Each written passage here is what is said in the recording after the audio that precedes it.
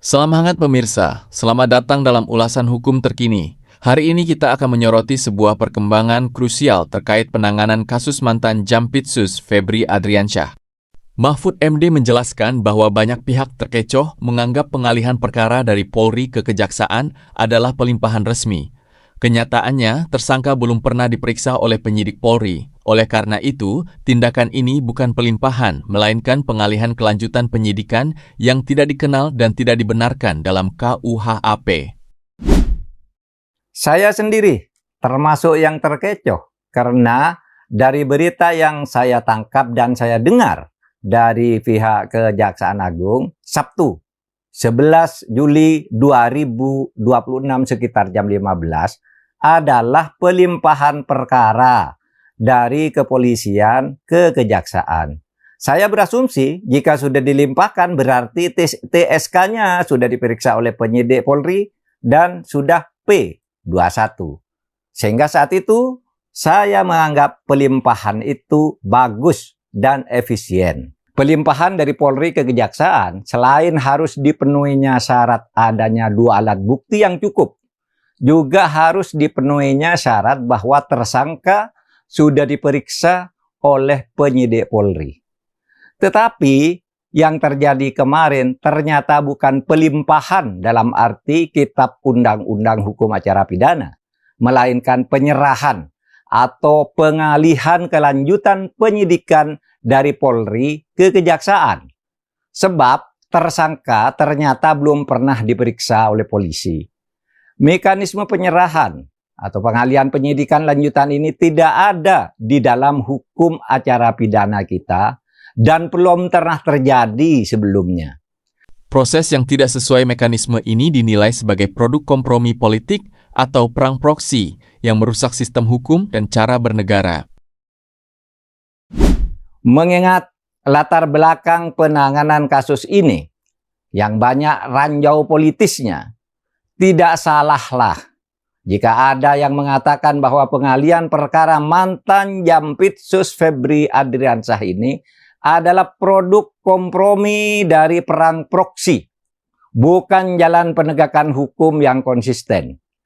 Banyak yang curiga bahwa pengalihan atau penyerahan kelanjutan penyidikan tersebut ditujukan untuk mengaburkan perkara ini atau untuk melokalisir perkara ini agar jangkauannya terbatas pada tersangka yang sudah ditetapkan dan tidak boleh menyentuh yang lain.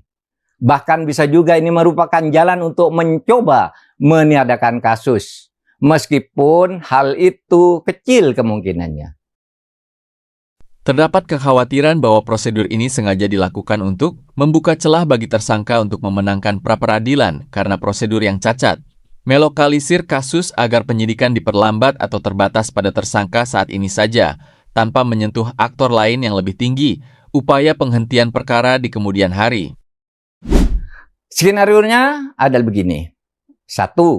Dengan dialihkannya kasus yang tersangkanya belum diperiksa oleh penyidik Polri ini, maka tersangka Febri Adriansyah bisa mengajukan pra-peradilan dan mungkin saja menang karena dia dijadikan tersangka tanpa diperiksa lebih dulu, kemudian kasusnya dialihkan ke kejaksaan, bukan dilimpahkan. Kalau dilimpahkan itu secara hukum benar, tapi harus diperiksa dulu.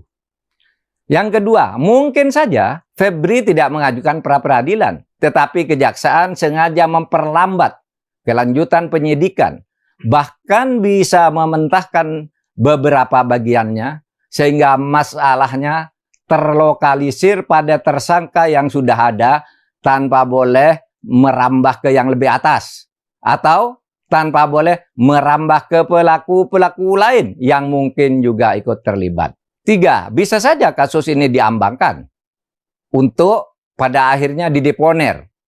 Kalau ini terjadi, sungguh mengerikan. Adakah kita ini akan sungguh-sungguh memberantas korupsi jika begini cara yang dilakukan?